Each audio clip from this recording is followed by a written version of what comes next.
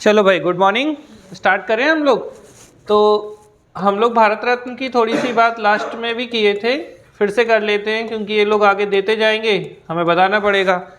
तो अभी अगर हम देखें 2024 में, तो 2024 में किन किन को भारत रत्न दिए गए? एक कौन? कर्पूरी ठाकुर साहब को। और ये जो कर्पूरी ठाकुर थे, ये कहाँ के मुख्यमंत्री थे? बिहार के मुख्यमंत्री थे।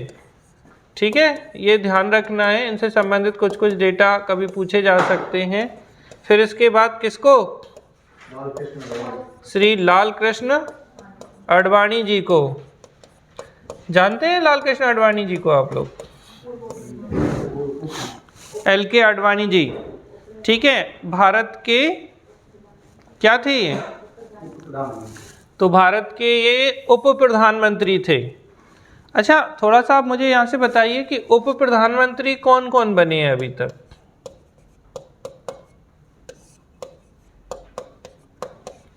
बोलिए। उप प्रधानमंत्री के रूप में आपने और किनका नाम सुना है? बस एक ही बता दो अब तो, पहले उप प्रधानमंत्री कौन थे? बात खत्म। बोलिए लाइव में, फटाफट बोलिए। पहले उप प्रधानमंत्री के रूप में कौन थे?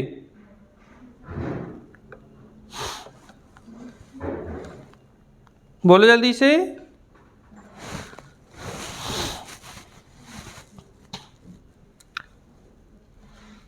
सरदार वल्लभ भाई पटेल। और इसके अलावा?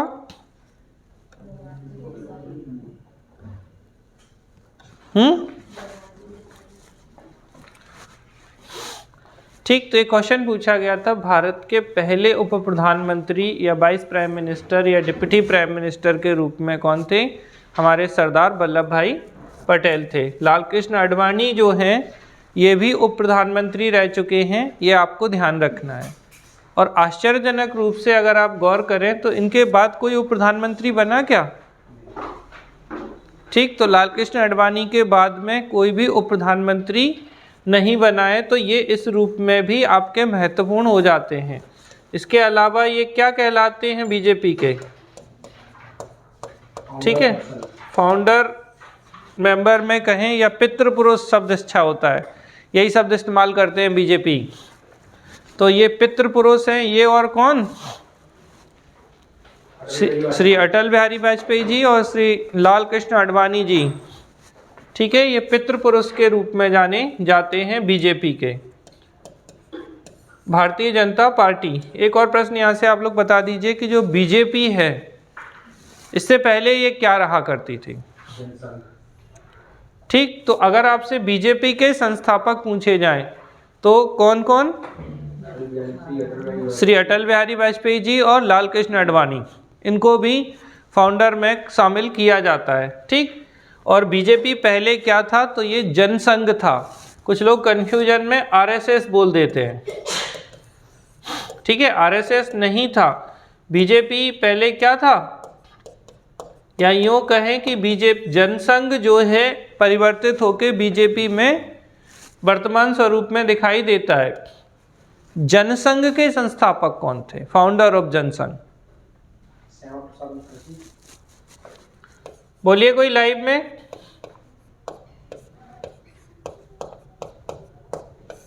आवाज आ रही है या नहीं आ रही है आप लोगों को? क्यों भाई, लाइव क्लास वाले बच्चों आ रही है ना? तो श्यामा प्रसाद मुखर्जी जो हैं वो जनसंघ के प्रमुख थे। जनसंघ बाद में बीजेपी में कन्वर्ट हो गया और बीजेपी के फाउंडर के रूप में लाल कृष्ण आडवाणी और कौन? अटल बिहारी वाजपेयी जी जाने जाते हैं। देखिए, एक तरीका ये भी है कि मैं सीधा बोल दूं कि कौन से नंबर के हैं ये भारत रत्न? 49वें कर्पूरी ठाकुर, 50वें लाल कृष्ण आडवाणी। ठीक है, इसके अलावा कब हुई, अब कौन कौन से लोगों को देने की बात की गई करंट में? जल्दी जल्दी बोल दीजिए फटाक से, कौन कौन से लोगों? क्या क्या? MS स्वामीनाथन। इस पे तो अभी हम आपसे पूछेंगे, बताएंगे नहीं इसमें हम। MS स्वामीनाथन, चौधरी चरण सिंह, और एक है हमारे नरसिम्हा राव। ठीक है, PV नरसिम्हा राव, इन्हीं से बात कर लेते हैं जरा। PV नरसिम्हा राव, तो बेटा देखिए PV नरसिम्हा राव साहब जो हैं भारत में LPG मॉडल, कौन सा मॉडल? LPG सुना है आप लोगों ने? लिबरलाइजेशन, प्राइवेटाइजेशन और ग्लोबलाइजेशन जो था, लिबरलाइजेशन यानी कि उदारीकरण, प्राइवेटाइजेशन निजीकरण, और ग्लोबलाइजेशन यानी कि वैश्वीकरण। तो क्या हो गया? L मतलब लिबरल यानी कि उदारीकरण, P प्राइवेटाइजेशन यानी कि निजीकरण, और G ग्लोबलाइजेशन यानी कि वैश्वीकरण। ठीक, तो LPG मॉडल जो है वो प्रधानमंत्री कौन थे? PV नरसिम्हा राव साहब। और इस समय जो बताइए वित्त मंत्री या फाइनेंस मिनिस्टर होते थे, ठीक है, तो इस समय थे डॉक्टर मनमोहन सिंह जी। ठीक है, तो डॉक्टर मनमोहन सिंह, इसीलिए इस मॉडल को क्या नाम दिया जाता है? राव मनमोहन मॉडल। क्या नाम दिया जाता है? थोड़ा ध्यान रखिएगा, राव मनमोहन मॉडल के रूप में भी हम इन्हें जानते हैं, LPG मॉडल को। ठीक है, तो LPG, अच्छा ईयर बताइए कब आया LPG? 1991। अरे बनना है 91, उल्टा कर दो, क्यों दिमाग खर्च। ठीक है, तो 1991 में हमारा LPG मॉडल आया था। भारत की जो विदेशी व्यापार है वो बहुत बुरी तरीके से प्रभावित हो गया था, हमारे पास फॉरेक्स रिजर्व नहीं बचा था, तब मजबूरी में ये LPG मॉडल लाया गया था। ठीक है, समझ में आ रहा है? तो ये हैं हमारे पूर्व प्रधानमंत्री श्री नरसिम्हा राव जी, जिन्हें क्या दिया जा चुका है? भारत रत्न देने की बात हो चुकी है। ठीक, समझ में आ रही है बात? कोई समस्या किसी को? ये क्वेश्चन कई बार पूछा गया है कि राव मनमोहन मॉडल से क्या मतलब है। तो राव मनमोहन मॉडल मतलब प्रधानमंत्री PV नरसिम्हा राव और वित्त मंत्री या फाइनेंस मिनिस्टर थे हमारे डॉक्टर मनमोहन सिंह। इन्होंने दोनों ने मिलकर जो मॉडल लाए थे उसी को हम कहते हैं राव मनमोहन मॉडल। ठीक है, और ये 1991 में LPG मॉडल जो है इसी पर बेस्ड था। इसमें लिबरलाइजेशन, प्राइवेटाइजेशन और ग्लोबलाइजेशन की बात की जाती है। क्लियर है आप लोगों को? ये कई बार ये ईयर पूछी जा चुकी है इनसे संबंधित। जैसे पूछते हैं LPG मॉडल के समय प्रधानमंत्री कौन थे? नरसिम्हा राव साहब। LPG मॉडल के समय वित्त मंत्री या फाइनेंस मिनिस्टर कौन थे? ठीक है, डॉक्टर मनमोहन सिंह। क्लियर है ये बात? चौधरी चरण सिंह, क्या जानते हैं आप लोग इनके बारे में? पहले तो ये बताइए इनके नाम पर कौन सा दिवस? बताइए। ठीक है, तो किसान दिवस जो है वो इन्हीं की जन्म दिवस पर मनाया जाता है, चौधरी चरण सिंह। अच्छा, इनसे एक प्रश्न और पूछा गया कि इनका, आपको पता है ना, अलग अलग जो व्यक्तित्व रहे हैं, स्पेशली जो प्रधानमंत्री रहे हैं, देश के महान लोग जो रहे हैं, इनके नाम पर कुछ जगहों के नाम रखे गए हैं जहां इनका अंतिम संस्कार हुआ है। ठीक है, जैसे गांधी जी का राजघाट। ठीक है, तो बस बता दो इसी बात पे। चौधरी चरण सिंह जी का, तो चौधरी चरण सिंह जो थे, इनका कौन सा घाट था ये, कि क्या था ये, बताएं जल्दी से। हाँ, समाधि स्थल, बिल्कुल। चौधरी चरण सिंह जी का समाधि स्थल कौन सा था? बोलिए जल्दी जल्दी, फटाफट।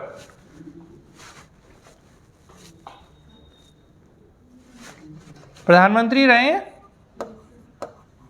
इनके बेटे एकदम खुश हो गए, पिताजी को मिल गया। बीजेपी से कोलैबोरेशन भी कर लिया आज इन्होंने, पढ़ा पेपर में आप लोगों ने? बताइए जल्दी से, इनका समाधि स्थल क्या कहलाता है? चौधरी चरण सिंह का। लाइव वाले मैं बंद कर दूंगा क्लास, सीरियसली बोल रहा हूँ मैं। आप लोग अगर ऐसे ही गूंगे बन के अटेंड करना है तो अच्छा है, मत करिए अटेंड, घर बैठिए मज़े से सैटरडे एंजॉय करिए। तो बोलिए ना, इतनी देर 3-3 बार बुलवाने का क्या फ़ायदा है? ठीक है। किसान घाट, किसानों के समर्थक प्रधानमंत्री के रूप में जाने जाते थे, तो इन्हीं के नाम पर किसान दिवस और किसान घाट जो है वो इन्हीं के लिए जो समाधि स्थल है इनका, ये जाना जाता है। MS स्वामीनाथन पर हम लोग ऑलरेडी काफ़ी बात कर चुके थे। मैंने आपको इनका जन्म दिवस, इनकी मृत्यु, ठीक है, और क्या क्या थे ये हम आपको बता चुके हैं। अब हम आपसे सुनना चाहेंगे, सुनाइए भाई।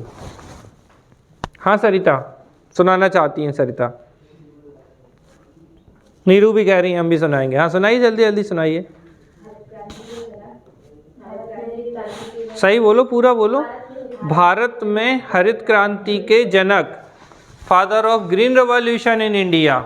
ठीक है भाई, तो भारत में हरित क्रांति के जनक हैं ये, एक बात। और इसके अलावा डेथ कब हुई इनकी, MS स्वामीनाथन जी की? जल्दी जल्दी बोलिए।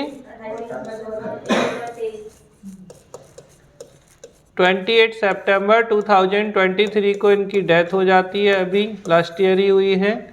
और father of green revolution in India के रूप में हम इन्हें जानते हैं, भारत में हरित क्रांति के जनक।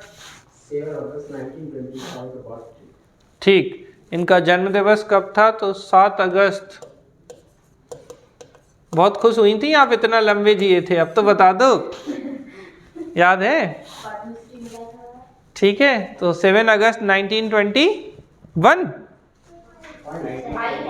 हाँ वही तो मैंने कहा, आप लोग ऐसे याद रखते हो और मैं ऐसे याद रखता हूँ कि 1925 में एक घटना हुई थी भारतीय इतिहास में, बहुत महत्वपूर्ण। बताए अब कोई? 9 अगस्त 1925, काकोरी कांड। तो अब नहीं बोलो, अब बोलो वर्तमान में काकोरी ट्रेन एक्शन।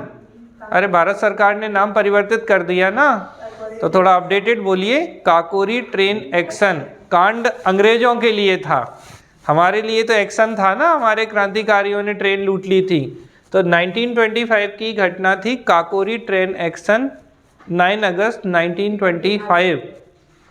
ठीक है क्या? 9 अगस्त 1925। तो बस ये 7 अगस्त है, लेकिन 1925 तो कॉमन है।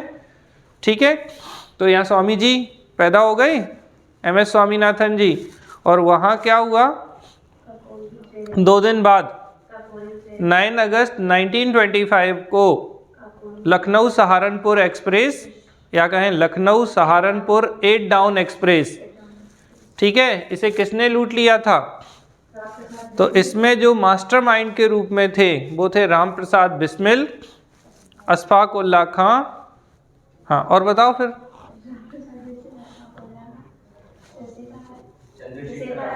राजेंद्र लाहिड़ी और एक और रोशन सिंह, जिन्हें फांसी दी गई थी, बस उनके नाम सुनना चाहते हैं हम। ठीक है, तो 4 लोग थे। देखिए 1925 को कैसे कनेक्ट करिए, 1925 में भारतीय इतिहास में एक महत्वपूर्ण घटना हुई है। और थोड़ा 1 साल पहले चले जाएंगे तो 1924 में HRA की स्थापना हुई थी, हिंदुस्तान रिपब्लिकन एसोसिएशन। कहाँ हुआ था आंचल HRA स्थापित?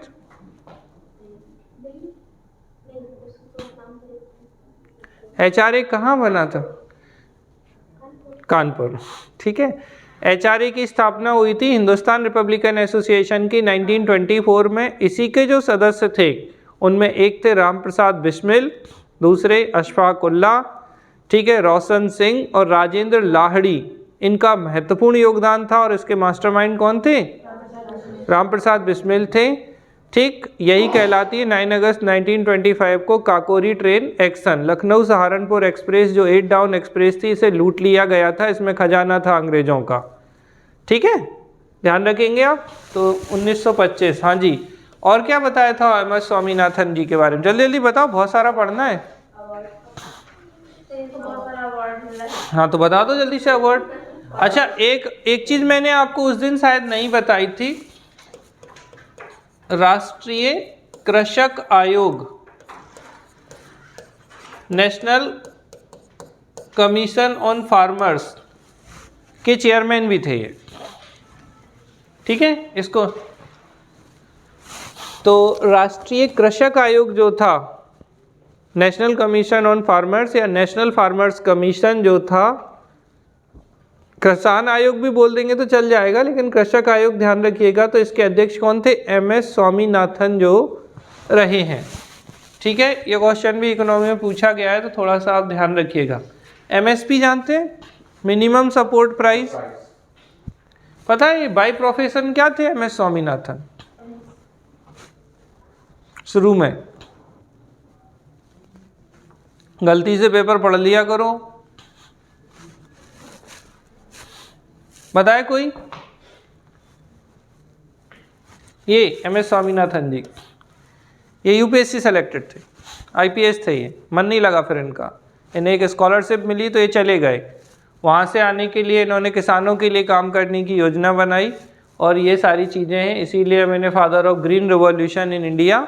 और आप जानते हैं विश्व में हरित क्रांति के जनक, जल्दी जल्दी, नॉर्मन बोरलॉग, ठीक है, यहाँ तक हो गया। ये तो कल की घटना थी। तो हम लोग जब करंट पढ़ाते थे तो ऐसा लगता है ऐसे जिले बन रहे थे एक समय जब जिले पढ़ा रहे थे, ऐसे ये कहानी हो रही है कि पढ़ाते जाओ, आगे बढ़ती जाएंगी चीज़ें। तो आपको ध्यान रखना है कि एमएस स्वामीनाथन, चौधरी चरण सिंह और पीवी नरसिम्हा राव। अब सबसे बड़ी बात ये कि फिर से इन्होंने क्या कर दिया, क्या बताया था मैंने लास्ट में कि 3 लोगों को दिए जा सकते हैं 1 साल में, लेकिन ये तो 4 ही हुए। क्यों, इन्हें कब मिला? और अरे अभी अभी की तो सारी घटनाएं हैं, 5 लोगों को नहीं हो गया 2024 में? कुछ तो बोलो हाँ या ना, आप भी इसी धरती के वासी हैं, ठीक है। तो 5 लोगों को हो गया, ठीक है। अब अपवाद हो गया 2024 ये, तो एक और अपवाद बता दो कब था? अरे तो दे ही देंगे, घोषणा हुई क्या, वो अब क्या स्वर्ग जाएंगे उन्हें देने के लिए? तो इनको मानव प्राण दे रहे हैं ना, वो तो पहले से स्वामी चले। तो वही तो कह रहे हैं। अब ये कह रही मैडम की घोषणा हुई है, तो आप क्या जाएंगे, जन्नत जाएंगे कि स्वर्ग जाएंगे देने? यहीं देंगे, घोषणा हुई। हम ये पूछना चाह रहे हैं मैडम, क्या अब नहीं देंगे इन्हें घोषणा करने के बाद? अजीब गरीब क्वेश्चन क्यों? घोषणा हुई मतलब देना ही है, तभी तो घोषणा हुई है। लॉलीपॉप है कि दिखा दिया बच्चे को, बेटा कल ले लेना, दांत खराब हो जाएंगे। इससे पहले बेटा 1999 में भी 3 से अधिक लोगों को दिया जा चुका है। आप लिस्टिंग देखेंगे आपको मिल जाएगी ये चीज़, ठीक। हाल फिलहाल आप नाम याद रखिए, क्योंकि क्वेश्चन ये बन सकता है कि वर्ष 2024 में किनको भारत रत्न को देने की घोषणा नहीं हुई, या भारत रत्न नहीं दिया जा रहा है, या किनको भारत रत्न नहीं दिया गया, कुछ भी बन जाए, इनसे कुछ ना कुछ क्वेश्चन बनने की पॉसिबिलिटी रहेगी। तो कृपया आप ध्यान रखिएगा अच्छे से, ठीक। तो एमएस स्वामीनाथन, चौधरी चरण सिंह और नरसिम्हा राव साहब हो गए। इससे पहले लाल कृष्ण आडवाणी और इसके पहले कर्पूरी ठाकुर, ठीक है। ये हैं, देखो मैंने आपको, अगर एक चीज़ याद हो आपको, मैं लास्ट टाइम जब पढ़ा रहा था तो मैंने कहा ना, अगर ईयर भूल जाएं आप तो कैसे याद रखें? 14 में दिए गए, 19 में दिए गए, 24 में दिए गए, तो दिमाग में रख लो ना इलेक्शन ईयर पे दिए गए। क्या तकलीफ है इसमें? सचिन को कब दिया गया था? सचिन के साथ किन को दिया गया था? तो सचिन और दूसरे कौन थे इनके साथ? Very good. तो CNR राव साहब जो हैं उनको दिया गया सचिन के साथ में, तो 14 में थे ये, ठीक है। फिर 19 में किसको दिया गया?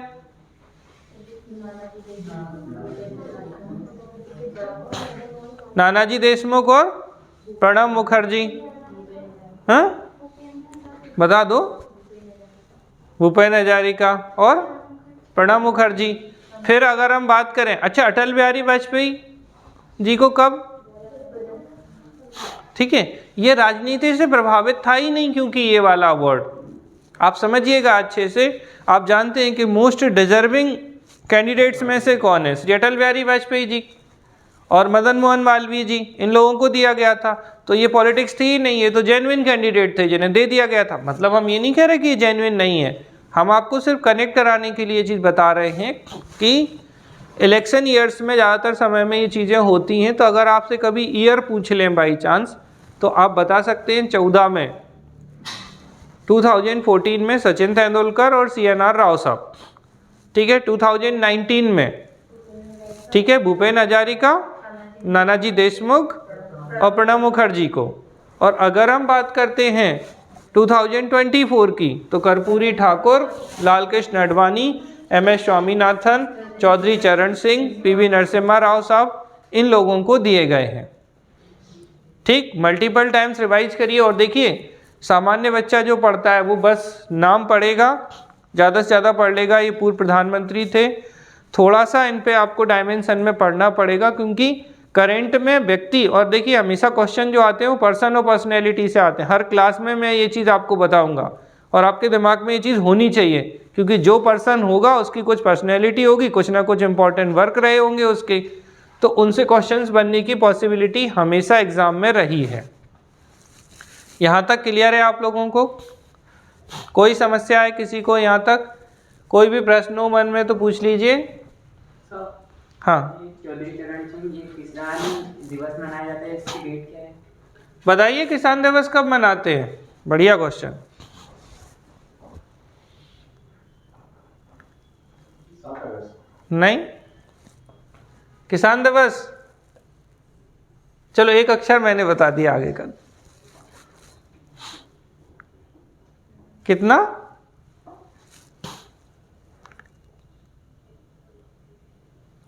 समझ में नहीं आ रहा है, फिर से बोलिए। किसान दिवस कब मनाते हैं? 23 दिसंबर।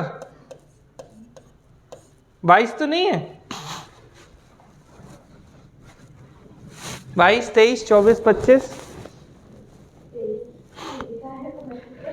चलो ठीक है, ओके, ठीक है। तो किसान दिवस या राष्ट्रीय नेशनल फार्मर्स डे, राष्ट्रीय किसान दिवस जो है वो 23 दिसंबर को मनाया जाता है। यहाँ तक क्लियर हो गया आप लोगों का? समझ में आ रही है बात? इनको आप बहुत अच्छे से ध्यान रखिएगा, गलती नहीं होनी चाहिए किसी भी रूप में आपसे। इसके आगे चलें फिर हम लोग। इनमें कुछ पूछना तो नहीं किसी को? तो एक्सेप्शनल कभी कभार दे दिए गए हैं 3 से ज़्यादा लोगों को, लेकिन आपसे अगर पूछा जाए कितने लोगों को दिए जा सकते हैं, तो आपको आंसर अभी भी 3 ही करना है। जैसे पूछे 2, 3, 4, 5, ऐसा नहीं अभी 5 दे दिए तो आपने 5 आंसर कर दिया। ठीक है, समझ में आ रही ना? ये एक, जैसे एक क्वेश्चन आता है, मैं आपको बताऊं कि जो संवैधानिक मामले होते हैं, कॉन्स्टिट्यूशनल मैटर्स, उन पे कितने सुप्रीम कोर्ट के जजेस की बेंच बैठती है? या राष्ट्रपति सर्वोच्च न्यायालय के मुख्य न्यायाधीश से सलाह लेते हैं तो कितने न्यायाधीशों की बेंच मिलकर उन्हें सलाह देती है? और सामान्यतः सुप्रीम कोर्ट में अगर मामले की सुनवाई हो रही है तो कितने न्यायाधीशों की बेंच बैठती है?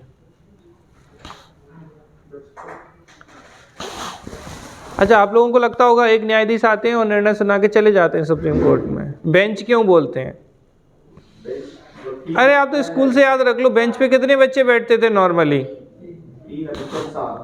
ठीक है, सामान्य रूप से 3, तो बस यही होता था। अब जैसे सामान्य रूप से 3, मेरे एक टीचर थे, जब बहुत बच्चे होते थे, अरे बेटा कोई दिक्कत नहीं है, दिल में जगह होनी चाहिए, बेंच पे हो ना हो। 3 बिठाने के बाद इस तरफ से खिसकाते थे, चौथा इस तरफ बैठ गया, फिर अब जब इस तरफ चौथा बैठ गया, फिर एक और आ गया, तो इस तरफ वाले को बोलते थे खिसक बालक खिलक, तो वो चौथा यहाँ, पांचवा या अब जो चौथा यहाँ वाला और यहाँ वाला जो होता था वो बेचारे हवा में होते थे 50%, लेकिन चलता रहता था सिस्टम। तो समझ लो अच्छे से, सुप्रीम कोर्ट की जो नॉर्मल बेंच होती है वो 3 न्यायाधीशों की। तो भारत रत्न कितने? सामान्यतः 3 लोगों को। लेकिन अगर संवैधानिक मामला है, कोई कॉन्स्टिट्यूशनल मैटर है, कैसा मैटर है? संवैधानिक मामला अगर है तो संवैधानिक मामलों में बेटा 5 न्यायाधीशों की बेंच होती है। और एडवाइस अगर प्रेसिडेंट को अगर एडवाइस करेंगे, कोई मामला अगर प्रेसिडेंट सलाह मांगेंगे, advisory jurisdiction of the president, राष्ट्रपति की सलाहकारी शक्ति 143 आर्टिकल में है, तो उस स्थिति में 5 न्यायाधीश ही होंगे कम से कम, ज़्यादा हो सकते हैं क्या बात समझ में आ रही है? एक संवैधानिक मामला, देखो डेटा का बहुत बड़ा खेल है इसलिए बार बार रिपीट कर रहा हूँ। कॉन्स्टिट्यूशनल मैटर है 5 न्यायाधीश, एडवाइजरी ज्यूरिसडिक्शन है प्रेसिडेंट की, सलाहकारी शक्ति है 5 न्यायाधीश, सामान्य मामला है 3, सामान्य मामले में भारत रत्न 3, ठीक है, क्लियर है। और जो advisory jurisdiction of the president है इसका आर्टिकल बहुत बार पूछा गया तो 143, ठीक है, याद रखेंगे। ऐसे समझ लो कि भैया प्रेसिडेंट जो है सुप्रीम कोर्ट के जज को या चीफ जस्टिस ऑफ इंडिया को आई लव यू बोल रहे हैं, बस आप तो ऐसे याद रख लो, प्यार से कह रहे हैं 143 143, क्योंकि 2 सर्वोच्च पद हैं बेटा, ये प्यार से ही बोलेंगे, नहीं तो केस कर देंगे सुप्रीम कोर्ट के चीफ जस्टिस इन पर। ये प्यार से कहेंगे, ये प्यार से सुनेंगे, प्यार का मामला है तो कोई ज़बरदस्ती होगी नहीं, ये प्यार से पूछेंगे बताना है बताओ, नहीं बताना है मत बताओ, भाई ज़बरदस्ती तो नहीं बोल सकते ना किसी से आप। तो यहाँ एक क्वेश्चन पूछा जाता है कि एडवाइजरी ज्यूरिसडिक्शन क्या वाइंडिंग होती है या मैंडेटरी होती है, तो नहीं भैया, आवश्यक नहीं है सलाह देना, ठीक। और जब ये प्यार से सलाह देंगे तो प्यार का मामला है भाई, तो प्यार से मानना ना मानना उनकी इच्छा है। तो सर्वोच्च न्यायालय जो राष्ट्रपति को सलाह देता है वो राष्ट्रपति पर निर्भर करता है कि वो उसे माने या ना माने। समझ में आ रहा है? तो ये आर्टिकल याद रखिएगा, किस आर्टिकल में है? Advisory jurisdiction of the president, राष्ट्रपति की सलाहकारी शक्ति, आर्टिकल 143। तो यहाँ पर कितने जज की बेंच? ठीक है, तो कॉन्स्टिट्यूशनल मैटर और दूसरे कौन से? Advisory jurisdiction of the president, इन दोनों में 5 जजों की बेंच होती है और सामान्य मामले जो होते हैं वो 3 जजों की बेंच होती है। बेंच शब्द इसलिए इस्तेमाल किया जा रहा है। हो गया, चले आगे।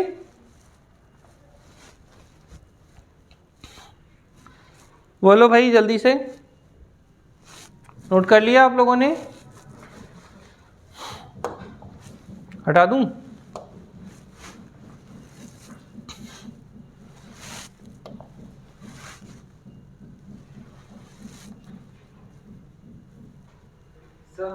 जी बोला था कि आप याद दिलवाना है आपको कि आप टॉपिक्स बताएंगे, सब्जेक्ट किसके? सब्जेक्ट के टॉपिक्स। हाँ जी बता देंगे, आज ही बता दें। कुछ पर्सनैलिटी हैं बेटा, इनके नाम आप लोग नोट करते जाइएगा। जैसे सबसे पहले तो मैं इन्हीं की बात कर लूँ, ये इंपॉर्टेंट है, इन पे क्वेश्चन बन सकता है। फातिमा बीबी का नाम किस किसने सुना है? क्या सुना है बताइए? क्या बोलो? इसका नाम? एक सेकंड, न्यायमूर्ति एम पाटिल।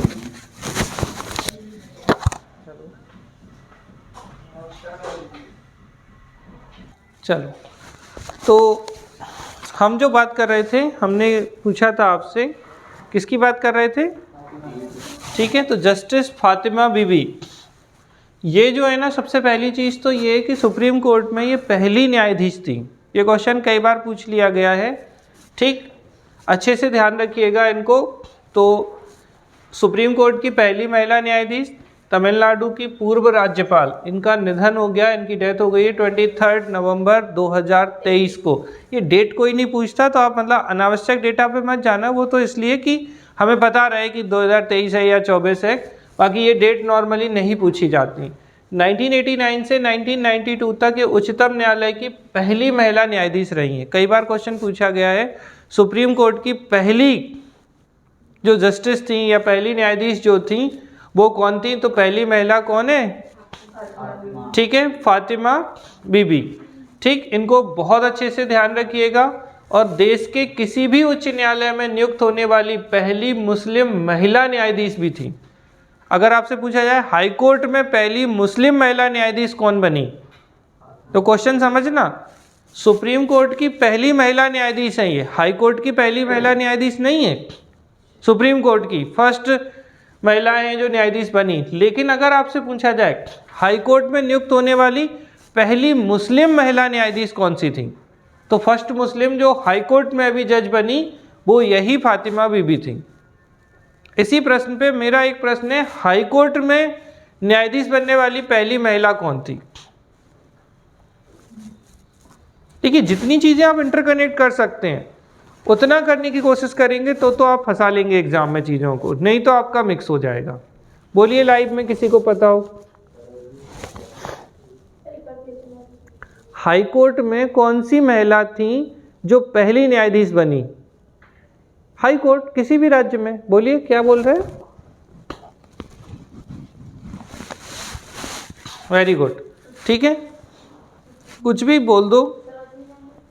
अच्छा, अरे यार बुद्धू बच्चे, फिर देखो आप लोग जो, चलो बोल दो आप अपना, पहले मन की भड़ास निकाल लो अच्छे से, जब निकल जाए तो बता देना। हाँ, एक आप क्या बता रही हैं? सरोजनी नायडू। भैया सुन के लिखना, ऐसे नहीं लिखना कोई। हाँ, और क्या बोल रही हैं आप? सुचेता कृपलानी। और कुछ बोल रही हैं? हो गई, ठीक है, ये दोनों नहीं है पहली चीज तो,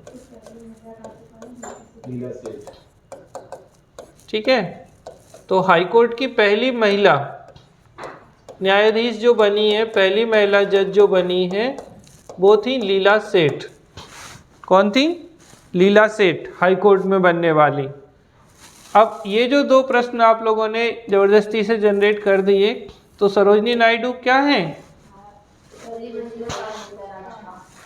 ये थी पहली गवर्नर महिला, फर्स्ट गवर्नर है, और ये कहाँ की थी? यूपी की। तो याद रखिएगा, भारत की पहली महिला governor, first women governor of India, तो कौन है ये? सरोजनी नायडू। और इन्हें हम क्या नाम जानते हैं? इन्हें इंग्लिश में क्या कहते हैं हमें? ठीक है, तो ये नाइटेंगल ऑफ इंडिया हैं, भारत कोकिला है, लेकिन जैसे ही बोलेंगे स्वर कोकिला तो लता मंगेशकर हो जाएंगी। तो ये भारत कोकिला यानी नाइटेंगल ऑफ इंडिया हैं सरोजनी नायडू, ध्यान रखिएगा। और यही सरोजनी नायडू हैं जो क्या बनी थी?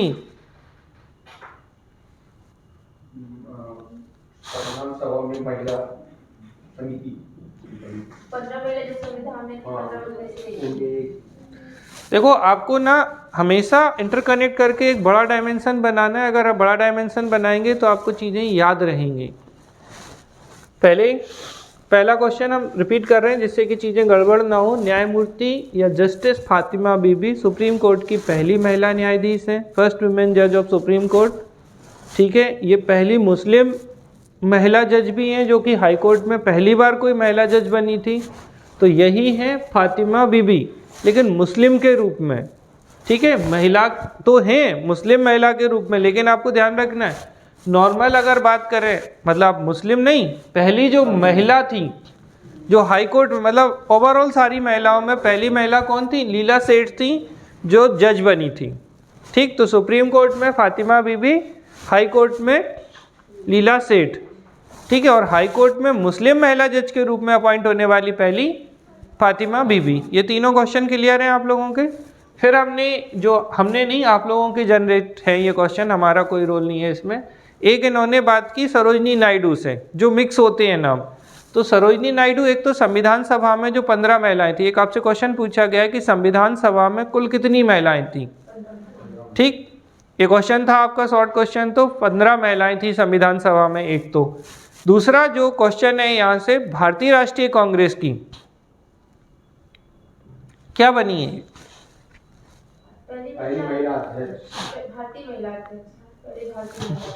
तो आपको ये ध्यान रखना है, इंडियन नेशनल कांग्रेस जो था INC, तो इंडियन नेशनल कांग्रेस की पहली भारतीय महिला अध्यक्ष थी ये।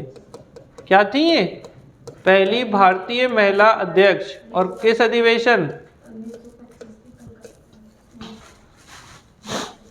ठीक, तो 1925 का कानपुर अधिवेशन था जिसमें ये अध्यक्ष बनी थी। पहली बार कोई भारतीय महिला भारतीय राष्ट्रीय कांग्रेस, इंडियन नेशनल कांग्रेस की चेयरमैन बनी थी। भारतीय महिला, इंडियन वुमेन, अगर बोलेंगे first women chairman of Indian national Congress, question बदल जाएगा। वो थी एनी बेसेंट, 1917 कलकत्ता अधिवेशन। तो 1917 के कलकत्ता अधिवेशन में पहली बार कोई महिला अध्यक्ष बनी, वो कौन थी? एनी बेसेंट थी। एक तरफ कर दो। फिर 1925 का कानपुर अधिवेशन था जिसमें पहली भारतीय महिला अध्यक्ष के रूप में सरोजनी नायडू बनी थी। भारतीय महिला अध्यक्ष नहीं, पहली महिला अध्यक्ष कौन है? एनी बेसेंट, जो 1917 के कलकत्ता सेशन में बनी थी। ठीक है, दिमाग में क्लियर कट बसा लेना, गलती नहीं होनी चाहिए। तो ये दोनों क्वेश्चन क्लियर है। ठीक है, और यही सरोजनी नायडू हैं जो कहाँ गई थी? तो द्वितीय गोलमेज सम्मेलन में गई थी ये गांधी जी के साथ में, बट ये कांग्रेस नहीं, इंडिपेंडेंट मेंबर के रूप में गई थी।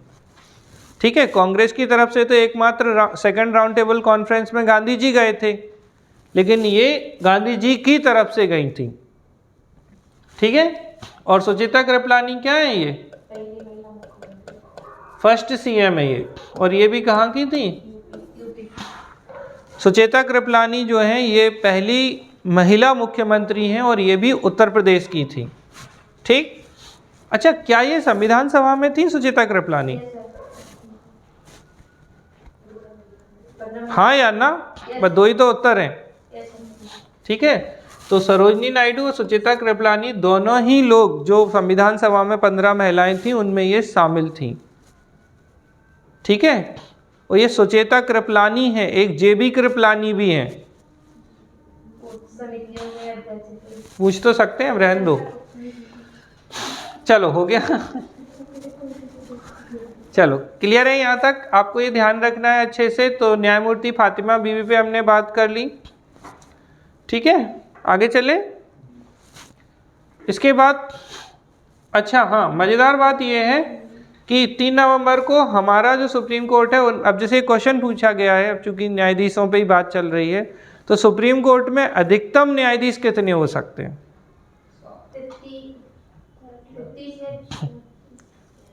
33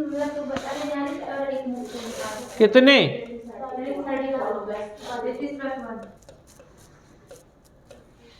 ठीक है, तो मैक्सिमम 34, मतलब कैसे? एक chief justice of India, Bharat के मुख्य न्यायाधीश, और 33 अदर जजेस ऑफ सुप्रीम कोर्ट, यानी टोटल 34। तो अभी हम देखें 9 नवंबर 2023 को सुप्रीम कोर्ट में पूरे के पूरे 34 न्यायाधीश हुए हैं, मतलब फुल है सुप्रीम कोर्ट। ठीक है, न्यायाधीशों से एक सतीश चंद्र शर्मा, एक ऑगस्टीन जॉर्ज मसीह और एक संदीप मेहता, इनने अभी शपथ ग्रहण की। अच्छा, इन्हें शपथ कौन दिलाएगा? प्रश्न तो बहुत है मेरे मन में। नियुक्ति कौन करेगा? अच्छा, ठीक है, तो राष्ट्रपति ही इन्हें शपथ दिलाएंगे और राष्ट्रपति ही इनकी नियुक्ति करते हैं, लेकिन कॉलेजियम की सलाह पर। कॉलेजियम सिस्टम है ना, तो वर्तमान में आपको ये ध्यान रखना है बेटा, 34 जज हैं। तो ये एक अच्छी बात है, बहुत कम समय ऐसा होता है कि पूरे के पूरे न्यायाधीश सुप्रीम कोर्ट में काम कर रहे हों। ठीक, तो पहले ये चीज़ थी 1+30, इससे पहले मतलब एक मुख्य न्यायाधीश और अन्य 30 न्यायाधीश हुआ करते थे, और वर्तमान स्थिति में 1+33 है, यानी एक मुख्य न्यायाधीश और 33 अन्य न्यायाधीश। क्वेश्चन ऐसा बन सकता है कि मुख्य न्यायाधीश के अलावा अधिकतम कितने न्यायाधीश हो सकते हैं सुप्रीम कोर्ट में वर्तमान में? तो वर्तमान में कितने हो सकते हैं? 33, और टोटल बोले तो 34। ठीक है, ध्यान रखेंगे अच्छे से। तो ये तो हुई बात यहाँ तक की। इसके बाद हीरालाल सामरिया केंद्रीय सूचना आयोग के नए मुख्य सूचना आयुक्त के रूप में शपथ ग्रहण की इन्होंने 6 नवंबर को। ठीक, बिल्कुल अच्छे से याद रख लीजिए, क्योंकि आयोग हैं आपके सिलेबस में। तो सेंट्रल इंफॉर्मेशन कमीशन जो है केंद्रीय सूचना आयोग में चीफ इंफॉर्मेशन कमिश्नर, तो मुख्य सूचना आयुक्त के रूप में कौन थे बेटा? हीरालाल सामरिया जो हैं अभी मुख्य सूचना आयुक्त या चीफ इंफॉर्मेशन कमिश्नर बने हैं। कौन? हीरालाल सामरिया। ठीक, गड़बड़ नहीं होनी चाहिए।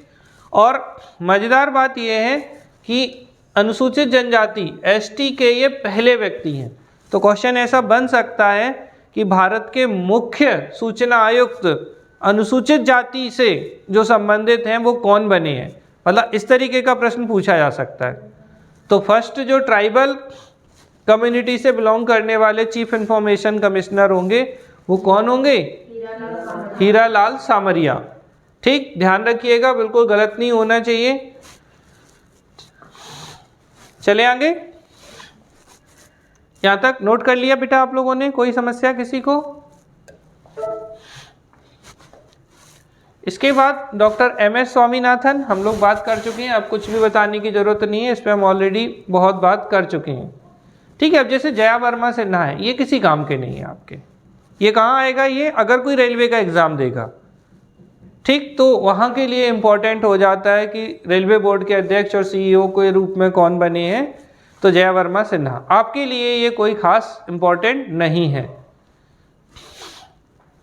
ठीक है, एक है प्रीति अघालयम, तो ये आईआईटी मद्रास के पहले विदेशी campus IIT Zanzibar campus Tanzania के निदेशक नियुक्त किए गई हैं। कहाँ पे? अरे समझ में आ रहा है? आईआईटी जंजीबार जो है ना, इसके कैंपस की निदेशक कौन? प्रीति अघालयम को नियुक्त किया गया है, और इस प्रकार आईआईटी की ये पहली महिला निदेशक हैं। देखो, आपको हमेशा याद रखना है, अगर कोई पर्सनैलिटी पहली बार बने किसी क्षेत्र में, चाहे वो पहला पुरुष हो और अगर वो पहली महिला है, तो वो इतनी ज़्यादा इम्पोर्टेंट हो जाती है जिसकी कोई लिमिट नहीं है। तो आपको एक होमवर्क दे रहा हूँ, आप लोग अगर कर सकें तो, भारत के पहले व्यक्ति अपने अपने क्षेत्रों में, पहले पुरुष पहली महिला। ठीक है, करेंगे आप, और इसी चीज़ को हम विश्व पे ले जाएं, तो विश्व में पहली महिला। जैसे क्वेश्चन क्या आते हैं एक्चुअली, जैसे एक एग्जांपल मैं बोलूं, भारत की पहली महिला राष्ट्रपति, मजेदार है, कई लोगों को तो ये भी याद नहीं आएगा। ठीक है, तो श्रीमती प्रतिभा देवी सिंह पाटिल, थोड़ा इज्जत से, प्रतिभा आपके साथ में खेली कूदी हो। श्रीमती प्रतिभा देवी सिंह पाटिल पहली महिला राष्ट्रपति बनी है, पहली। अब जैसे पहली ट्राइबल प्रेसिडेंट, ठीक है, तो जनजातीय समुदाय की पहली राष्ट्रपति महिला श्रीमती द्रौपदी मुर्मू, भारत की पहली महिला राष्ट्रपति। अरे श्रीमती प्रतिभा देवी सिंह पाटिल, दोबारा पूछ लेते हैं तो आप लोग सुन्न हो जाते हैं। ठीक है, भारत के पहले राष्ट्रपति। यही चीज़ प्रधानमंत्री पे हो सकती है, यही चीज़ लोकसभा अध्यक्ष पे हो सकती है, यही चीज़ विधानसभा अध्यक्ष पे हो सकती है राज्य के लिए, यही चीज़ राज्यसभा में हो सकती है, पहले उपराष्ट्रपति के रूप में हो सकती है, चंद्रमा पे पहुंचने वालों में हो सकती है, सेना में हो सकती है। ये मैं पढ़ाऊंगा हालांकि ये चीज़ भी आपको, लेकिन आप अपने स्तर पे पढ़ सकते हैं इसको थोड़ा सा। जैसे एक मैं एग्जांपल देता हूँ, इलेक्शन कमीशन, भारत की पहली महिला मुख्य निर्वाचन आयुक्त, ऑलरेडी प्रीवियस ईयर का क्वेश्चन है। ठीक है, तो ये थी बीएस रमा देवी। अब एक ही महिला है और पूरे निर्वाचन आयुक्तों में, मुख्य निर्वाचन आयुक्त में बीएस रमा देवी, बस याद रखना है कौन है, बीएस रमा देवी। तो बस याद रख लो बीएस रमा देवी। ठीक है, समझ में आ गई बात। इसी तरीके से ये जो थी आपकी प्रीति अघालयम, तो ये आईआईटी की पहली महिला निदेशक बनी है, फर्स्ट डायरेक्टर बनी है आईआईटी की।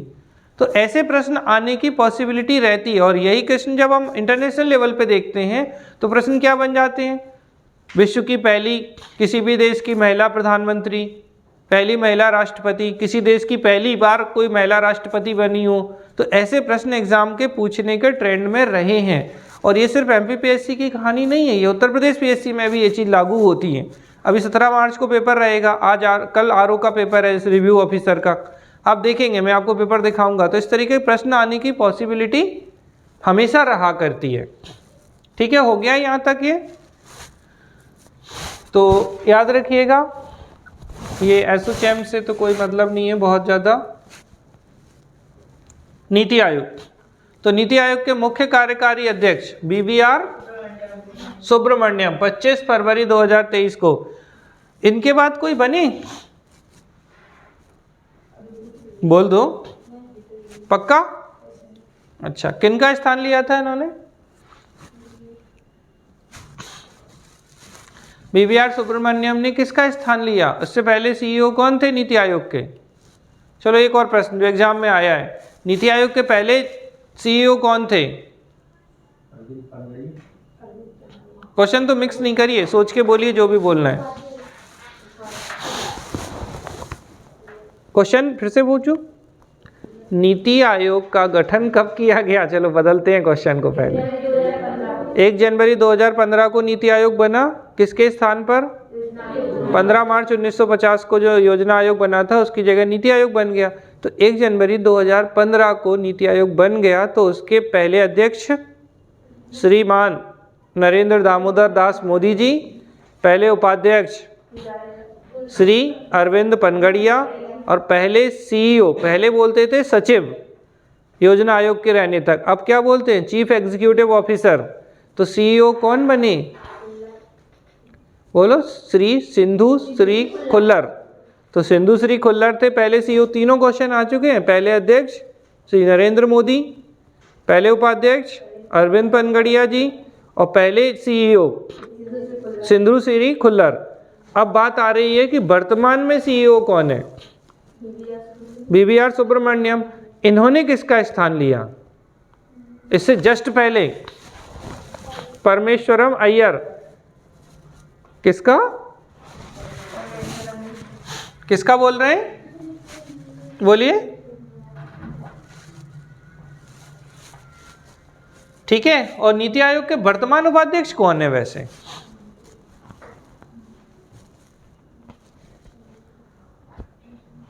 ठीक है, सुमन के बेरी।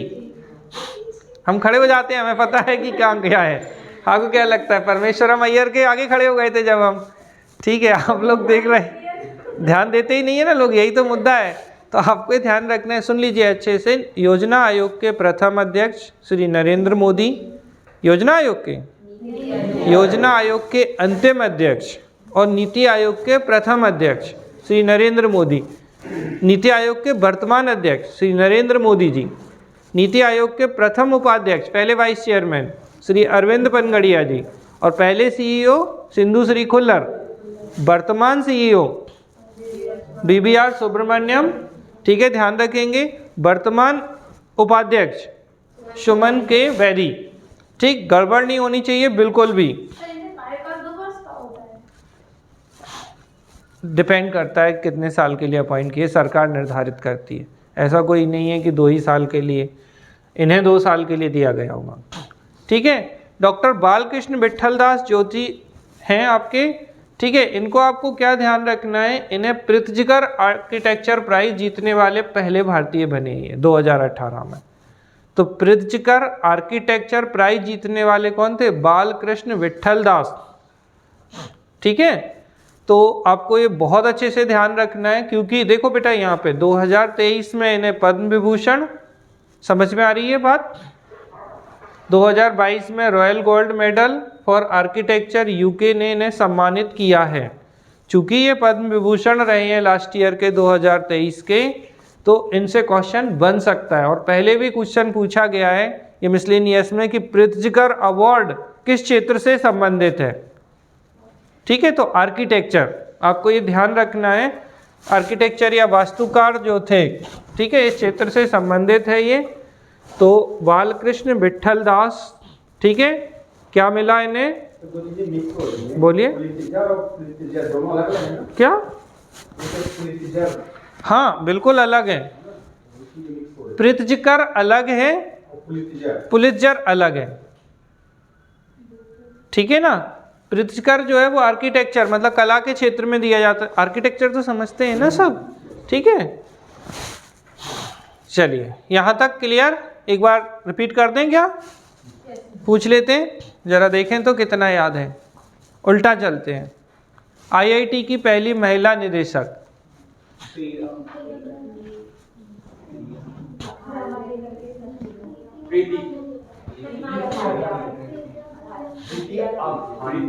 प्रीति याद आ गया, बस बहुत है। चलो, बीएस रमा देवी क्या बताया था? भारत की पहली मुख्य निर्वाचन आयुक्त महिला, चीफ इलेक्शन कमिश्नर जो वुमेन के रूप में थी, बीएस रमा देवी। चलो बहुत बढ़िया। ठीक है, बताना है आपको। सोच लेना अच्छे से। नीति आयोग के वर्तमान उपाध्यक्ष सुमन के बैरी, वर्तमान अध्यक्ष नरेंद्र मोदी जी, वर्तमान सचिव BBR सुब्रमण्यम। ठीक है, ध्यान रखेंगे अच्छे से। और इन्होंने किसका स्थान लिया था? परमेश्वरन अय्यर का। ठीक, बहुत बढ़िया। और योजना आयोग बना कब था? 15 मार्च 1950 को। और पहले अध्यक्ष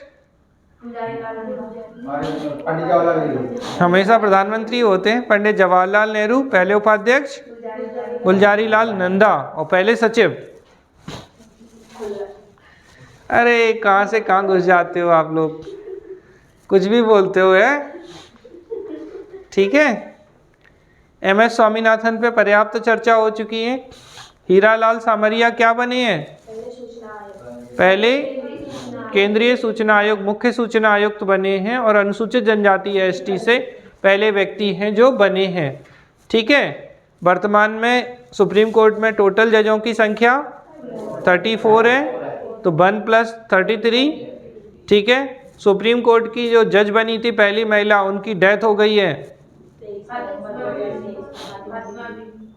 ठीक है, तो न्यायमूर्ति है जस्टिस फातिमा बीबी। और हाई कोर्ट की पहली मुस्लिम महिला न्यायाधीश भी बनने वाली ये व्यक्ति थी। ठीक है, और हाई कोर्ट में पहली महिला जज लीला सेठ बनी है। ठीक है, ध्यान रखेंगे अच्छे से। फिर मैंने आपको बताया था सरोजनी नायडू और सुचिता कृपलानी। जल्दी जल्दी बोलो। सरोजनी नायडू भारत की पहली महिला राज्यपाल, उत्तर प्रदेश से। पहली महिला कांग्रेस अध्यक्ष, भारतीय। द्वितीय गोलमेज सम्मेलन में भाग लिया। और इसके अलावा संविधान सभा की 15 महिलाओं में शामिल। एक सुचेता कृपलानी, पहली महिला मुख्यमंत्री, उत्तर प्रदेश की थी ये। इसके अलावा संविधान सभा की 15 महिलाओं में ये शामिल थी। ठीक है, यहाँ तक हो गया था बात। फिर हमने आपको बताया था, ठीक है, अगर आप नीना सिंह को याद रखना चाहें तो बढ़िया है, कोई बुराई नहीं है, क्योंकि ये IPS अधिकारी हैं और CISF की बनने वाली पहली महिला IPS हैं ये। ठीक है, CISF जानते हैं, सेंट्रल इंडस्ट्रियल सिक्योरिटी फोर्स। जैसे आप जब रेलवे स्टेशन नहीं, स्पेशली कहाँ जाएंगे? Metro rail. और इसके अलावा कहाँ? एयरपोर्ट। तो यहाँ पर जो सिक्योरिटी एजेंसी होती है वो कौन सी होती है? CISF होती है। जैसे वेल, सेल, गेल, ये बड़े बड़े जो संस्थान है, PSU वगैरह में भी सिक्योरिटी कौन प्रोवाइड कराती है? CISF ही प्रोवाइड कराती है। ठीक है, यहाँ तक क्लियर है? आगे चले।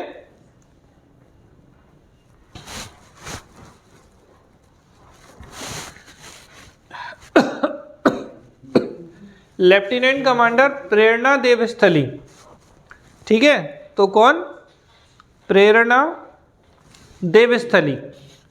ठीक है, एक है हमारा INS त्रिकंड पर तैनात होने वाली पहली महिला अधिकारी बनी है ये। INS त्रिकंड पर, ठीक है ना, अपॉइंट होने वाली पहली महिला अधिकारी कौन है? ऐसा समझ लो, प्रेरणा है। कौन है? प्रेरणा।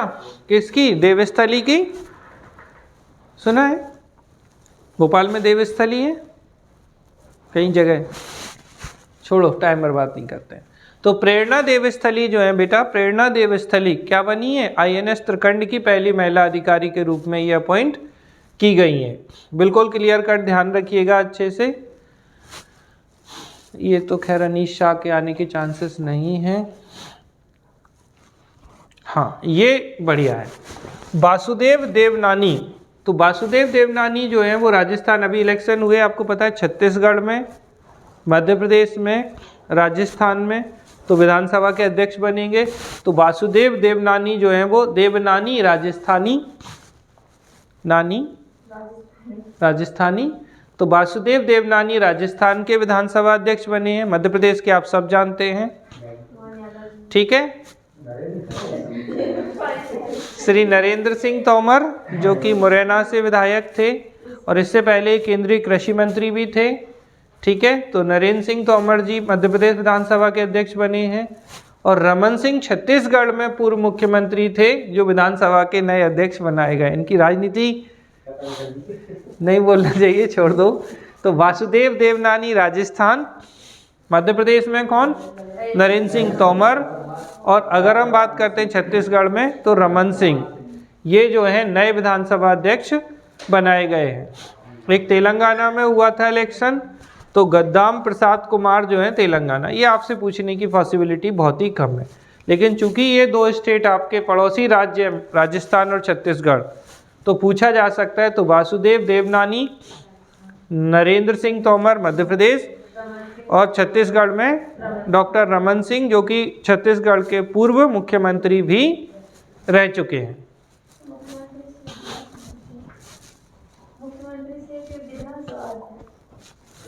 अभी ज्ञान नहीं लो, अभी बस समझ लो, ठीक है, बात करेंगे बाद में।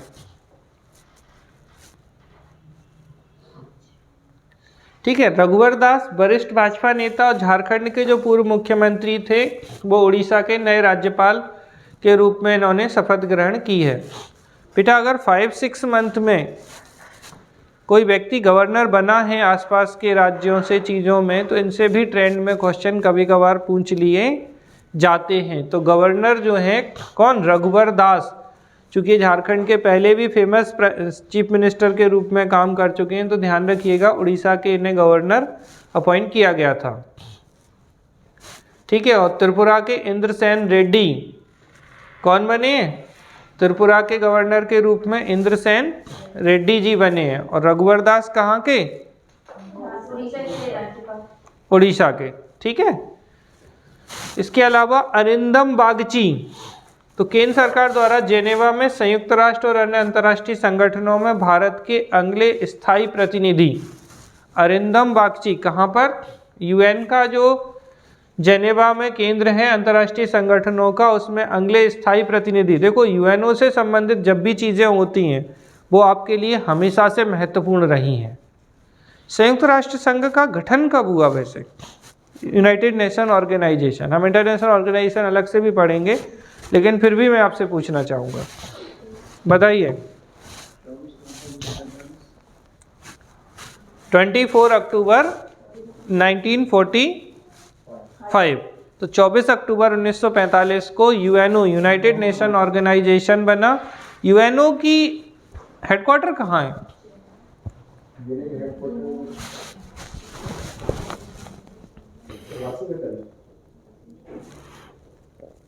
कहाँ है यूएनओ? बहुत बढ़िया है यार, कभी कभी तो कुछ मैं पूछता नहीं हूँ, मैं सोचता हूँ आपको पता ही होगा, लेकिन जब पूछते हैं तो पता चलता है कि कहाँ है कहानी। कहाँ है headquarter?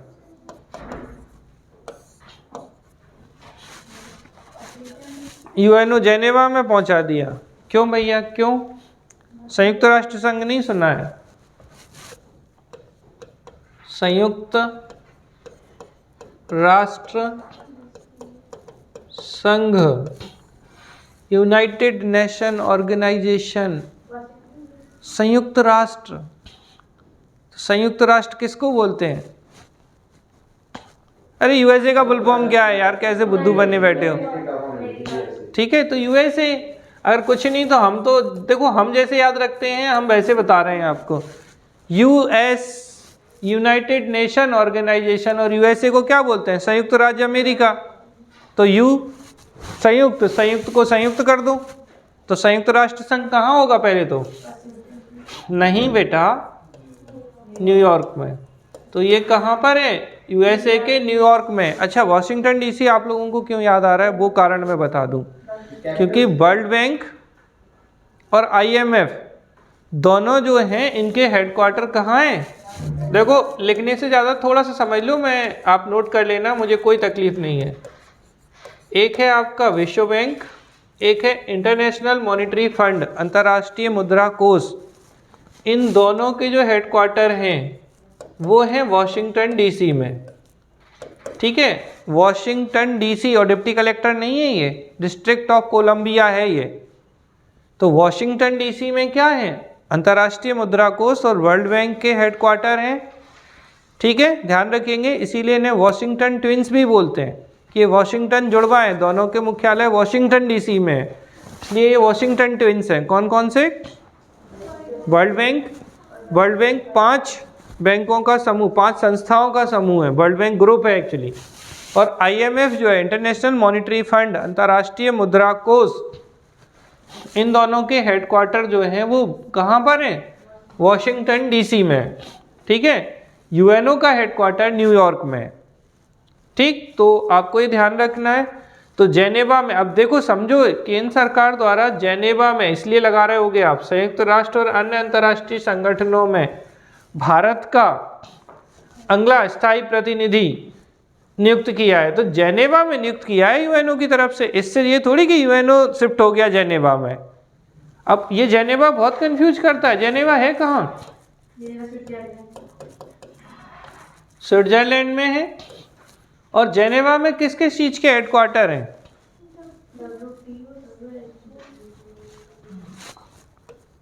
WTO, world trade organisation, और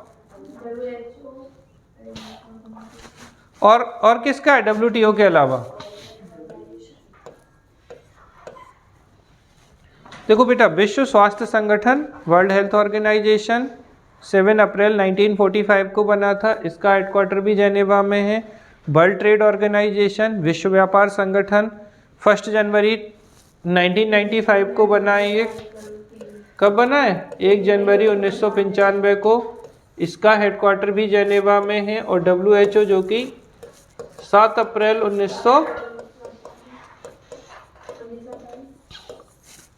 7 अप्रैल 1948 को WHO बना है, इसका भी हेडक्वार्टर जेनेवा में है। ये ऑलरेडी बहुत बार पूछे गए क्वेश्चन है, तो आप कृपया करके इन्हें ध्यान रखिएगा, याद रखेंगे।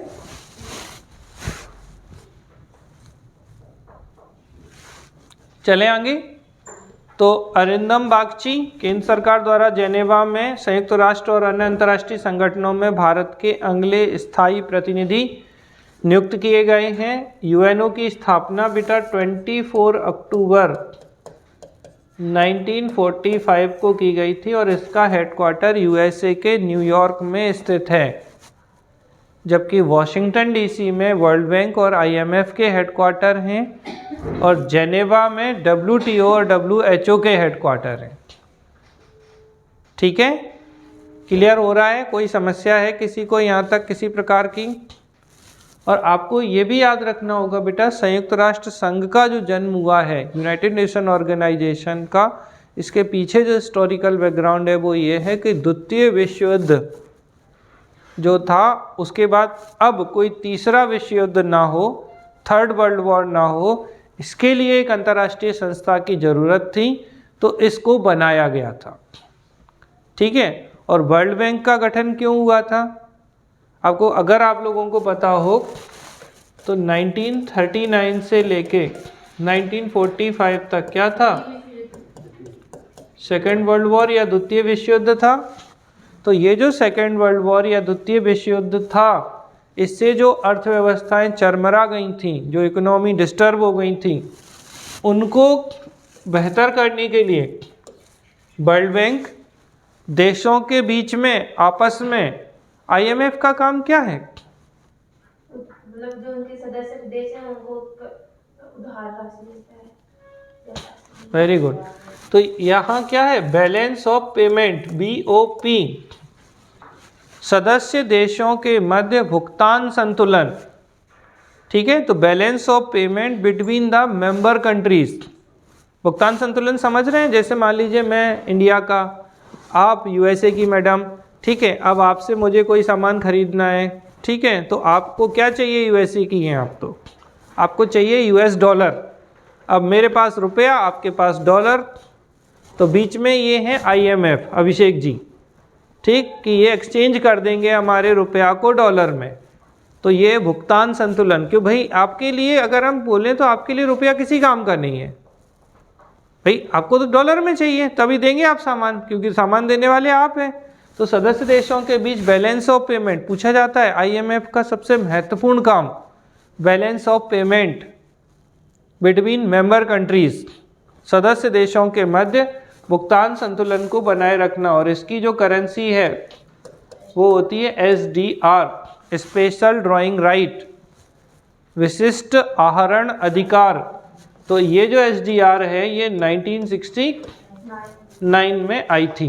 ये क्वेश्चन भी कई बार पूछा गया है कि SDR किसकी है, तो SDR किसकी है, इंटरनेशनल मॉनिटरी फंड या अंतर्राष्ट्रीय मुद्रा कोष की करेंसी है।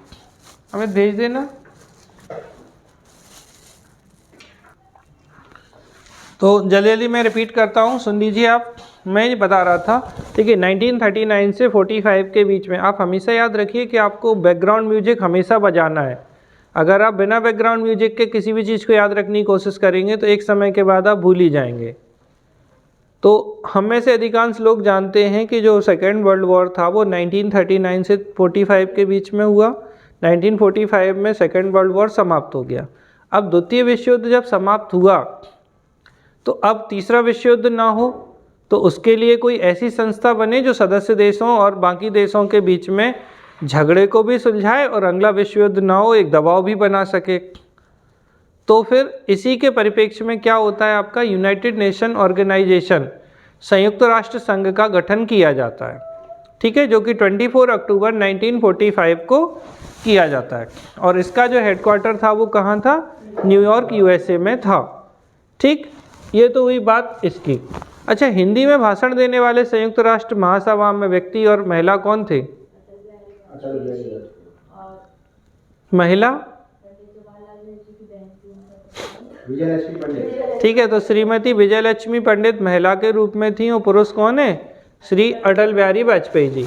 ठीक, अब ये UNO बन गया। अब ये तो काम था कि भैया तीसरा विश्व युद्ध ना हो, सदस्य देशों के मध्य झगड़ा ना हो, और हम कैसे भी करके पावर को बैलेंस कर सकें, विवादों को सुलझा सकें।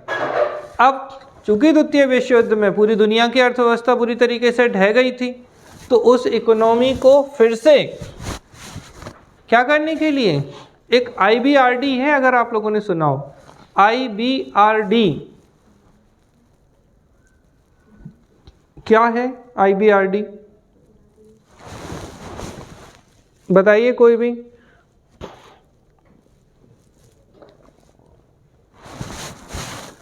IBRD है एक, और एक IDA है, इंटरनेशनल डेवलपमेंट एसोसिएशन। आप समझिए, अब देखिए सामान्य रूप से हम लोग कुछ भी बोलते रहते हैं। एक शब्द है वर्ल्ड बैंक और एक है वर्ल्ड बैंक ग्रुप, दोनों में अंतर समझते हैं आप लोग? अब थोड़ी बात चलिए तो बता ही देते हैं। ठीक है, तो IBRD और IDA ये दो संस्थाएं मिलकर बनाती हैं वर्ल्ड बैंक को, विश्व बैंक को, जबकि IBRD, IDA, ICSID, IFC, ठीक है, और क्या 5 संस्थाएं हैं ना, मीगा, ठीक है। तो देखो ICSID और क्या IFC, इंटरनेशनल फाइनेंस कॉरपोरेशन, और क्या MIGA, मीगा। ये मतलब अगर हम इन्हें प्लस कर दें, ये 2 और ये 3, तो बनेगा वर्ल्ड बैंक ग्रुप। पढ़ेंगे हम आगे इंटरनेशनल ऑर्गेनाइजेशन, बस थोड़ा सा समझ लीजिए, भले नोट मत करिए, हम आपको अलग से अच्छे से बताएंगे एक एक की स्थापना कब हुई, कितने सदस्य हैं, इनके काम क्या हैं, बट थोड़ा सा दिमाग समझने पे दीजिए। क्या कहना चाह रहे हैं, एक तरफ तो अगला युद्ध ना हो, देशों के मध्य समन्वय स्थापित हो, और कोई ऐसा ऑर्गेनाइजेशन हो कि अगर कोई डिस्प्यूट हुआ है, डिस्प्यूट रिजोल्यूशन बॉडी के रूप में वो काम कर सके, विवाद निवारण तंत्र के रूप में। तो उसके लिए UNO की स्थापना की गई। अब चूंकि युद्ध होता है तो इकोनॉमी बुरी तरीके से ढह जाती हैं, तो उन अर्थव्यवस्थाओं को दोबारा से पटरी पे लाने के लिए किसकी स्थापना की गई, वर्ल्ड बैंक की। तो वर्ल्ड बैंक जो है वो IBRD और IDA को मिला के वर्ल्ड बैंक बोलते हैं। ये क्या है, international bank of reconstruction and development, अंतर्राष्ट्रीय पुनर्निर्माण एवं विकास बैंक, अंतर्राष्ट्रीय पुनर्निर्माण एवं विकास बैंक। अब देखो नाम में ही है, international bank of reconstruction and development. Reconstruction, construction नहीं, रिकंस्ट्रक्शन, तो जो टूट टाट गया उसको दोबारा से पुनर्निर्माण करो। तो उस समय जो इकोनॉमी ध्वस्त हो गई थी, अर्थव्यवस्थाएं जो बुरी तरीके से क्षतिग्रस्त हो गई थी, उनको रिकंस्ट्रक्ट करने के लिए IBRD की स्थापना की गई थी। तो IBRD बना। अब प्रॉब्लम ये हो रही है कि देशों के बीच अगर कोऑर्डिनेशन बनाना है, एक्सचेंज करना है पैसे का, तो हमें क्या चाहिए? बैलेंस ऑफ पेमेंट, भुगतान संतुलन। भाई मेरे पास रुपया, आपके पास डॉलर। अब ऐसे में ना मेरे काम का डॉलर ना आपके काम का रुपया, तो जब मुझे कुछ सामान खरीदना हो तो मेरे रुपया के बदले में मुझे डॉलर मिल जाए, मैं आपको दे सकूं, और आपको अगर मुझसे कुछ खरीदना है तो आपके डॉलर के बदले में आपको रुपया मिल जाए और मुझसे आप सामान खरीद सकें। यही स्थिति है। तो इसका काम कौन करता है? इंटरनेशनल मॉनिटरी फंड जो है, अंतर्राष्ट्रीय मुद्रा कोष नाम में ही है, और इसका मुख्य कार्य जो है वो सदस्य देशों के मध्य भुगतान संतुलन को बनाए रखना है। और इसकी एक करेंसी है स्पेशल ड्राइंग राइट, SDR, जो कि 1969 से स्टार्ट हुई है। और SDR में 5 दुनिया की महत्वपूर्ण करेंसी को शामिल किया गया है। ठीक है, जैसे US डॉलर एक इम्पॉर्टेंट है, यूरो जानते हैं, यूरोप में यूरो चलता है, तो दूसरी इम्पॉर्टेंट करेंसी है। तीसरी चाइना की रेनमिनबी। चाइना में पहले क्या चलता था? चाइना की करेंसी क्या थी? युआन थी। युआन को ही अब हम रेनमिनबी बोलते हैं। UPSC प्रीलिम्स का सीधा क्वेश्चन था, चाइना की करेंसी क्या है? इतना सड़ा क्वेश्चन, रेनमिनबी। रेनमिनबी चाइना, तो तीसरी करेंसी रेनमिनबी हो गई, एक यूरो हो गई, एक US डॉलर हो गई। अब ब्रिटेन में क्या चलता है? ब्रिटेन में चलता है पाउंड, तो पाउंड स्टर्लिंग। ठीक है, और जापान में क्या चलता है? एन। देखो युआन और एन अलग अलग हैं, चाइना युआन और जापानी एन। तो जापान का जो एन है, देखो ऐसे समझो, एशिया का एकमात्र विकसित देश जापान, दुनिया का सबसे विकसित देश USA, जिसने सब पे राज किया ब्रिटेन, और फिर और बाकी लोगों ने जो राज किया वो यूरोपियंस। ठीक है, और एक जो चिंकी पिंकी वाले चाइनीज। तो ये 5 जो है ना, इस तरीके से 5 देशों की जो करेंसी है, कौन कौन सी? USA की डॉलर, US डॉलर, ठीक है, जापान का एन, चाइना का युआन जो कि अब रेनमिनबी है, ठीक है, और कहा ब्रिटेन का British pound, basically pound sterling, और यूरोप का यूरो। तो ये 5 करेंसी जो है वो SDR में शामिल की जाती हैं। तो अब इनसे क्या है? इनके पास SDR है IMF के पास। अब हर देश का अपना एक कोटा होता है, तो जिस कोटे के अकॉर्डिंग उस देश का कंट्रीब्यूशन होता है, और उसके बदले में उसे जो करेंसी चाहिए वो करेंसी IMF उसे प्रोवाइड करा देता है। इससे अंतर्राष्ट्रीय जो व्यापार है वो आसानी से हो पाता है। ठीक, क्लियर है आप लोगों को? वर्ल्ड बैंक, IMF और ये सब चीज़ें समझ में आ रही हैं, ये उसी समय की हैं। तो world bank, IMF Washington DC, UNO का हेडक्वार्टर USA के न्यूयॉर्क में, और एक संस्था जो वैश्विक स्तर पर बड़ी बनती है वो WTO और WHO है। तो WHO तो 7 अप्रैल 1948 को बन गई थी, और WTO विश्व व्यापार संगठन, वर्ल्ड ट्रेड ऑर्गेनाइजेशन जो बना वो 1 जनवरी 1995 को बना। ऐसा नहीं कि इससे पहले WTO काम नहीं करता था, इस रूप में नहीं करता था। इससे पहले एक संस्था थी GATT, गेट, तो गेट ही आगे चल के WTO में कन्वर्ट हो गया था। ठीक है, क्लियर है आप लोगों को? समझ में आ रही है? स्पेशल ड्राइंग राइट, यहाँ लिख दूं?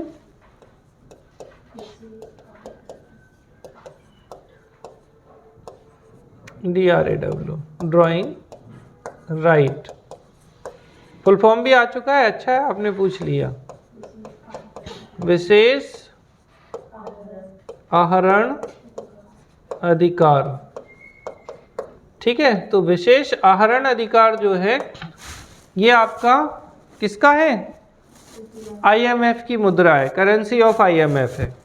और ये शॉर्ट क्वेश्चन में जितनी बातें बताई हैं ना, इतना ही लिखना होता है, और ये सब क्वेश्चन आए हुए हैं, आप प्रीवियस ईयर उठाएंगे तो। चलो भैया, यहाँ तक क्लियर?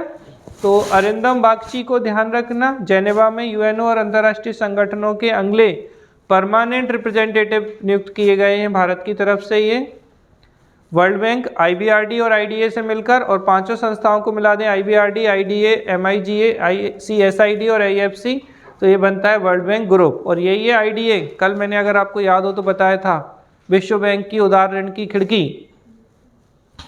ठीक है, क्या है? विश्व बैंक की उदार ऋण की खिड़की। तो liberal window of world bank, पैसा दे दो और भूल जाओ। ये बेचारे ऐसे ही देते हैं, पैसे दे दिए फिर बोलते हैं ठीक है देना हो तो दे देना, नहीं तो कोई बात नहीं। ठीक है, तो ये उदार ऋण की खिड़की है। भारत ने भी खूब पैसा ले रखा है IDA से। हो गया यहाँ तक? चलिए, इसके बाद हम आ जाते हैं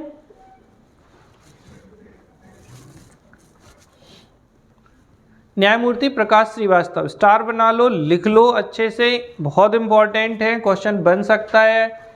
ठीक है, तो न्यायमूर्ति प्रकाश श्रीवास्तव जो कि कलकत्ता हाई कोर्ट के बेटा पूर्व मुख्य न्यायाधीश थे, NGT के अध्यक्ष बन गए हैं ये।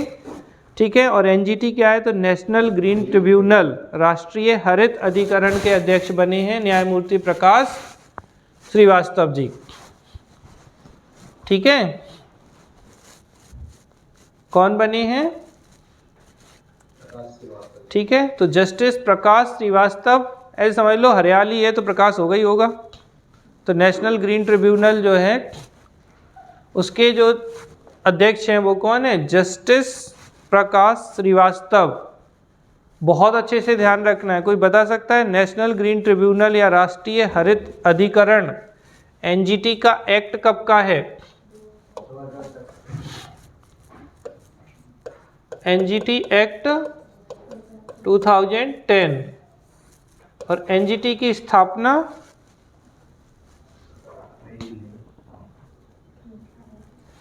कब? सॉरी, रिपीट करिए। एस्टेब्लिशमेंट, स्थापना कब हुई NGT की? Very good. तो 18 अक्टूबर 2010 को इसकी स्थापना हुई थी नेशनल ग्रीन ट्रिब्यूनल की। 18 अक्टूबर 2010 को NGT एक्ट 2010 का है। NGT का फुल फॉर्म होता है नेशनल ग्रीन ट्रिब्यूनल। एक बार तो प्रीलिम्स में ये तक पूछ लिया गया कि NGT का फुल फॉर्म क्या है, तो नेशनल ग्रीन ट्रिब्यूनल है। इसके पहले अध्यक्ष कौन थे? अब बताओ कौन बता सकता है? ठीक है, तो पहले अध्यक्ष थे लोकेश्वर सिंह पांटा। पंटा याद रख लेना अगर पांटा नहीं याद रख सकते। ठीक है, तो लोकेश्वर सिंह पांटा जो थे इसके पहले अध्यक्ष थे NGT के। और वर्तमान अध्यक्ष कौन है? तो न्यायमूर्ति प्रकाश श्रीवास्तव जो हैं वो वर्तमान अध्यक्ष बने हैं। ये बिल्कुल क्लियर कट याद रखिएगा आप अच्छे से। NGT एक्ट पूछा जा चुका है, NGT की स्थापना पूछी जा चुकी है, और NGT के अंतर्गत कौन कौन से एक्ट आते हैं ये क्वेश्चन भी पूछा जा चुका है। अगर आप चाहें तो मैं बता दूं, नहीं तो कोई बात नहीं। चलो आगे चलें। इसके बाद आपको रुचिरा कंबोज, ये पहले भी एग्जाम में आ चुकी हैं उत्तर प्रदेश PSC में। वो कर दो, हिस्ट्री वाला मिला दो। रुचिरा कंबोज UN के सामाजिक विकास आयोग के 62वें सत्र की अध्यक्षता संभाली है इन्होंने। तो UN का जो यूनाइटेड नेशन ऑर्गेनाइजेशन का जो सामाजिक विकास आयोग है, सोशल डेवलपमेंट कमीशन है, उसके 62 जो सेशन है उसकी अध्यक्षता किसने? रुचिरा कंबोज ने संभाली है। ये ध्यान रखिएगा आप, बहुत अच्छे से ध्यान रखिएगा। ठीक, तो रुचिरा कंबोज ये पहले भी UN में रह चुकी हैं, आ चुकी हैं।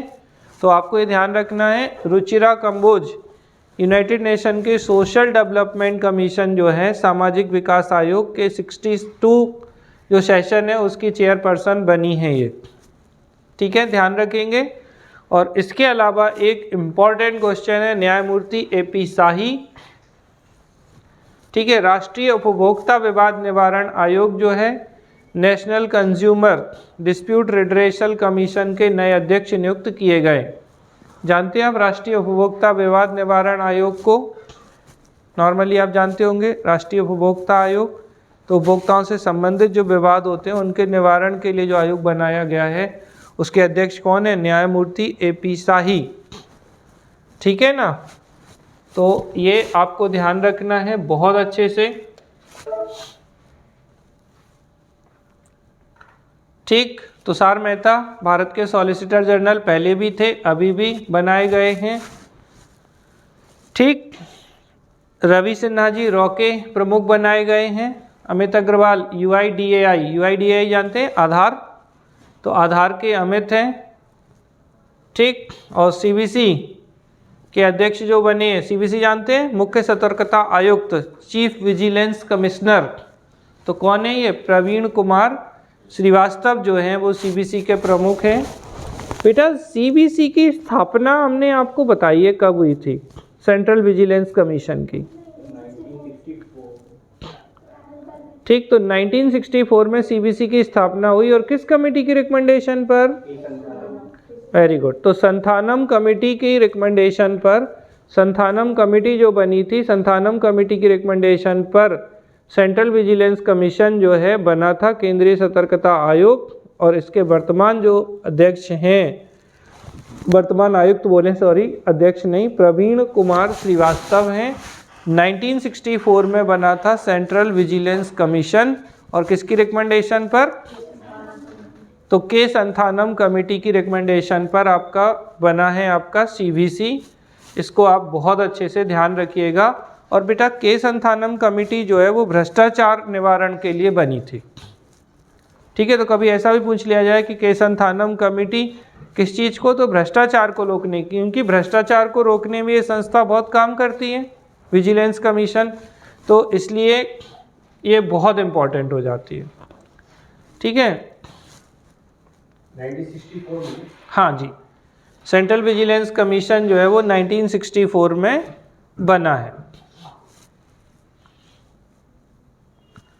अरविंद पनगड़िया जी पे हमने कुछ बात की थी, बताएं क्या थे? ये नीति आयोग के उपाध्यक्ष। नीति आयोग के प्रथम उपाध्यक्ष। इसके अलावा क्या बन गए हैं?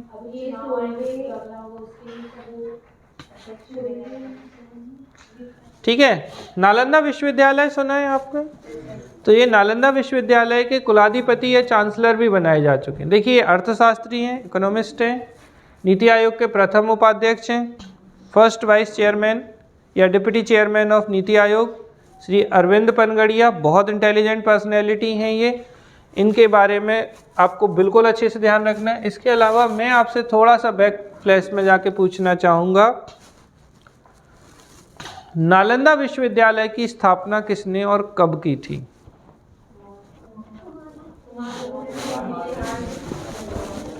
ठीक है, तो कुमारगुप्त प्रथम, अकेला नहीं, उत्तर में ऑप्शन में फर्स्ट और सेकंड दोनों आते हैं। तो गुप्त शासक कुमारगुप्त फर्स्ट ने नालंदा विश्वविद्यालय की स्थापना की थी और नालंदा बिहार में है, ये आप